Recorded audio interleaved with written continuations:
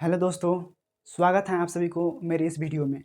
तो आज हम क्लास 12 का मैथ लेकर आए हैं और क्लास 12 के मैथ में हम आज मैट्रिक्स चैप्टर को लेकर आए हैं और आज देखेंगे कि मैट्रिक्स क्या होते हैं और मैट्रिक्स में से सवाल बिहार बोर्ड में कैसे आते हैं। तो वो मैट्रिक्स चैप्टर अपने आप में एक बहुत इंपॉर्टेंट चैप्टर है और मैट्रिक्स से हर एक साल बिहार बोर्ड में 10 से 12 नंबर का क्वेश्चन आते हैं हर एक साल। तो सबसे पहले आज जानेंगे कि मैट्रिक्स क्या होते हैं और किसी भी मैट्रिक्स में सदस्यों की संख्या कैसे निकालते हैं और उसी भी मैट्रिक्स में किसी भी मैट्रिक्स में कोटि की संख्या कैसे निकालते हैं, मतलब ऑर्डर ऑफ कोटि कैसे निकालते हैं किसी भी मैट्रिक्स में। तो वो सबसे पहले हम जानने की कोशिश करेंगे कि मैट्रिक्स क्या होते हैं। देखो, मैट्रिक्स किसी भी संख्या या फलनों का एक आयताकार विन्यास होते हैं। किसी भी संख्या या फलनों का एक क्या होते हैं, एक आयताकार विन्यास होते हैं। मैट्रिक्स को हम बड़ी कोष्ठ से सूचित करते हैं। मैट्रिक्स को किससे सूचित करते हैं, तो मैट्रिक्स को बड़ी कोष्ठ से सूचित करते हैं। जैसे हम एक मैट्रिक्स यहाँ पे लिखते हैं, जैसे यहाँ पे 1 हो गया, 2 3 4, यहाँ पे 2 3 4 5, कुछ भी संख्या ले सकते हैं। यह एक क्या है, मैट्रिक्स है। मैट्रिक्स को बड़ी कोष्ठ से सूचित करते हैं, एक मैट्रिक्स हो गया। जब यह मैट्रिक्स है, इस मैट्रिक्स को हम एक नाम देते हैं जिसका नाम है ए। ठीक है, इस मैट्रिक्स को कुछ भी नाम दे सकते हैं। मैट्रिक्स को हम नाम दिए हैं ए। ध्यान रखना है, मैट्रिक्स को जब भी नाम दे तो इसे बड़े अक्षर में ही दिया जाता है। ये मैट्रिक्स है। ध्यान रखना है कि मैट्रिक्स में दो बात का ध्यान रखना है कि पहला पंक्ति क्या होता है और स्तंभ क्या होता है। आइए देखते हैं कि पंक्ति क्या होता है। देखो, पंक्ति, जब कोई भी लाइन सोया हुआ रहेगा, इस प्रकार से सोया हुआ लाइन रहेगा तो उस लाइन को क्या कहेंगे, हम पंक्ति कहेंगे यानी रो कहेंगे। इस लाइन को क्या कहेंगे, रो कहेंगे यानी पंक्ति कहेंगे। और कोई भी लाइन खंभे की तरह रहेगा, मतलब उठा हुआ रहेगा, खूंटे की तरह रहेगा, तो उस लाइन को क्या कहेंगे, हम स्तंभ कहेंगे यानी कॉलम कहेंगे। कॉलम कहेंगे यानी स्तंभ कहेंगे। पंक्ति को हम आर से सूचित करते हैं और कॉलम को किससे सूचित करते हैं, तो कॉलम को सी से सूचित करते हैं। किसी भी मैट्रिक्स में जो कोई सोया हुआ लाइन रहेगा तो उसे पंक्ति कहेंगे और खंभे की तरह उठा हुआ लाइन रहेंगे तो उसे हम स्तंभ कहेंगे। ठीक है, जैसे एक मैट्रिक्स है, इस मैट्रिक्स में सोया हुआ लाइन है, यह एक सोया हुआ लाइन है, तो इस लाइन को क्या कहेंगे, पंक्ति कहेंगे। और पहला पंक्ति है तो इसे हम R1 बोल सकते हैं और दूसरा पंक्ति है तो इसे हम क्या बोल सकते हैं, R2 बोल सकते हैं। ठीक है, और इसमें देखेंगे इस मैट्रिक्स में स्तंभ की संख्या क्या है, तो पहला स्तंभ है जिसे हम क्या बोल सकते हैं, C1 बोल सकते हैं। यहाँ पे दूसरा स्तंभ है जिसे क्या बोल सकते हैं, C2 बोल सकते हैं। और यहाँ पे तीसरा स्तंभ है जिसे क्या बोल सकते हैं, C3 बोल सकते हैं। यहाँ पे चौथा स्तंभ है जिसे हम क्या बोल सकते हैं, C4 बोल सकते हैं। तो इस मैट्रिक्स में देखिए, इस मैट्रिक्स में पंक्ति की संख्या कितनी है, पंक्ति कितनी है, इस मैट्रिक्स में पंक्ति की संख्या कितना हो, पहला पंक्ति हो गया, दूसरा पंक्ति है, तो पंक्ति की संख्या कितनी है, 2 है। और इस मैट्रिक्स में स्तंभ की संख्या कितनी है, स्तंभ की संख्या कितनी है, तो 1 2 3 4 है। स्तंभ की संख्या कितनी है, स्तंभ यानी कॉलम की संख्या कितनी है, तो यहाँ पे 4 है। ठीक है, इस मैट्रिक्स में पंक्ति की संख्या 2 है और स्तंभ की संख्या 4 है। तो हमने समझा है कि किसी भी मैट्रिक्स में पंक्ति की संख्या क्या होती है और स्तंभ की संख्या क्या होती है।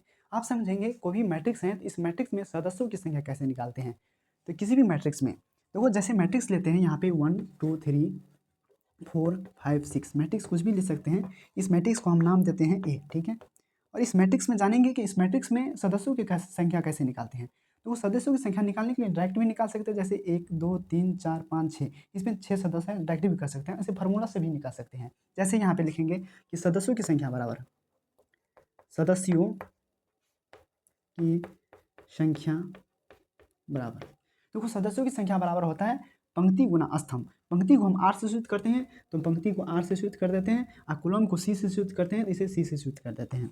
तो सदस्यों की संख्या बराबर क्या होता है, पंक्ति गुना स्तंभ। मतलब इसमें कितनी सदस्य की संख्या है, तो पहला पंक्ति हो गया, दूसरा पंक्ति हो गया, तो पंक्ति की संख्या कितनी है, इसमें 2 है, यहाँ पे 2 लिख देंगे, यहाँ पे गुना है तो गुना कर देंगे। ठीक है, इसमें देखेंगे स्तंभ की संख्या कितना है, पहला स्तंभ, दूसरा स्तंभ, तीसरा स्तंभ, स्तंभ की संख्या कितनी है, 3 है। तो यहाँ पे इस दोनों को गुना करेंगे तो कितना होगा, 6 हो जाएगा, 6 हो जाएगा।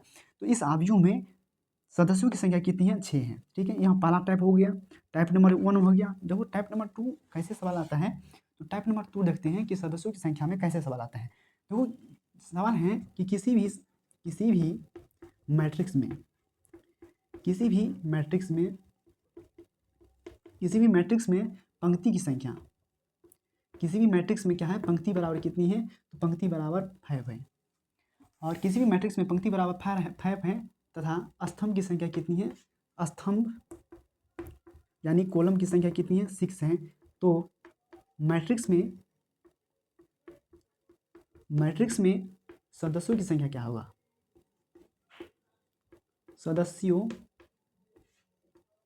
की संख्या क्या होगा, देखो यहाँ पे पहला ऑप्शन है 20 होगा, दूसरा ऑप्शन है 30 होगा, चौथा ऑप्शन है 40 होगा, पाँचवा ऑप्शन है कि यहाँ पे 60 होगा, मतलब डी ऑप्शन है 60 होगा। देखो किसी भी मैट्रिक्स, क्या लिखा है सवाल लिखा है कि किसी भी मैट्रिक्स में पंक्ति की संख्या कितनी है 5 है तथा सदस्य की संख्या कितनी है, पंक्ति की संख्या 5 है और स्तंभ की संख्या कितनी है 6 है, तो मैट्रिक्स में सदस्य की संख्या कितना होगा। तो वो सदस्य की संख्या निकालने के लिए क्या बताया है हमने कि पंक्ति और स्तंभ को गुणा किया जाता है। तो यहाँ पे पंक्ति कितने 5 है, स्तंभ कितना 6 है, तो 5 और 6 को गुणा करेंगे तो कितना आ जाएगा 30 आ जाएगा। यहाँ पे कितना आएगा 30 आएगा, तो आंसर इसका क्या होगा 30 होगा। हमने समझा अभी कि किसी भी मैट्रिक्स में सदस्य की संख्या कैसे निकालते हैं, इसको सीख गए। आप सीखेंगे किसी भी मैट्रिक्स में कोटि की संख्या कैसे निकालते हैं। तो यहाँ पे देखते हैं कि किसी भी मैट्रिक्स है, यहाँ पे इसको मिटाते हैं, इस सवाल को मिटाते हैं। यहाँ पे देखते हैं कि वही मैट्रिक्स है, ठीक है, कोई मैट्रिक्स है, तो इस मैट्रिक्स में हम ऑर्डर कैसे निकालते हैं, ऑर्डर यानी कोटि कैसे निकालते हैं। कोई मैट्रिक्स है, इस मैट्रिक्स में हम कोटि कैसे निकालते हैं, यहाँ पे दिख नहीं रहेगा। कोई भी मैट्रिक्स है, इसमें हम कोटि कैसे निकालेंगे। देखो कोटि की संख्या बराबर होता है ऑर्डर बराबर होता है, यानी कोटि बराबर होती है, कोटि को ही इंग्लिश में ऑर्डर कहा जाता है। तो ऑर्डर बराबर होता है पंक्ति की संख्या, पंक्ति की संख्या क्या होता है, पंक्ति की संख्या गुना क्या होता है स्तंभ की संख्या, स्तंभ की संख्या, पंक्ति की संख्या गुना क्या होता है स्तंभ की संख्या। देखो जैसे यहाँ पे हम कोई भी मैट्रिक्स लेते हैं, सवाल होता है मैट्रिक्स लेते हैं, जैसे यहाँ पे 1 2 3 4 5 6, यहाँ पे एक मैट्रिक्स है, इस मैट्रिक्स का नाम देते हैं ए, ठीक है, इस मैट्रिक्स का हम नाम दे दिए हैं ए। इस मैट्रिक्स में हम ऑर्डर कैसे निकालेंगे, इस मैट्रिक्स में ऑर्डर क्या होगा, ऑर्डर यानी कोटि क्या होगा, इस मैट्रिक्स में ऑर्डर यानी कोटि क्या होगा। तो कोटि कैसे निकालेंगे, कोटि की संख्या बराबर होती है, कोटि बराबर होता है पंक्ति की संख्या गुना स्तंभ की संख्या। तो इसमें देखेंगे पंक्ति की संख्या कितनी है, तो पहला पंक्ति हो गया, दूसरा पंक्ति होगा, पंक्ति की संख्या कितनी है 2 है। और इसमें देखेंगे स्तंभ की संख्या, तो स्तंभ की संख्या कितनी है 1 है 2 है 3 है, यहाँ पे स्तंभ की संख्या कितना होगा 3, यही हो जाएगा कोटि। ध्यान रखना है जब भी कोटि की संख्या निकालते हैं तो कोटि की संख्या में इस संख्या दोनों को गुना नहीं करेंगे, जब ही इस दोनों को गुना कर देंगे तो यहाँ पे सदस्यों की संख्या निकल जाएगा, इसलिए कोटि की संख्या निकालने समय इस दोनों को गुना नहीं किया जाता है, ठीक है। नेक्स्ट वीडियो में हम आप सभी से मिलते हैं दूसरा लेक्चर आकर, और उसमें हम मैट्रिक्स को ख़त्म करने की कोशिश करेंगे। जय हिंद दोस्तों।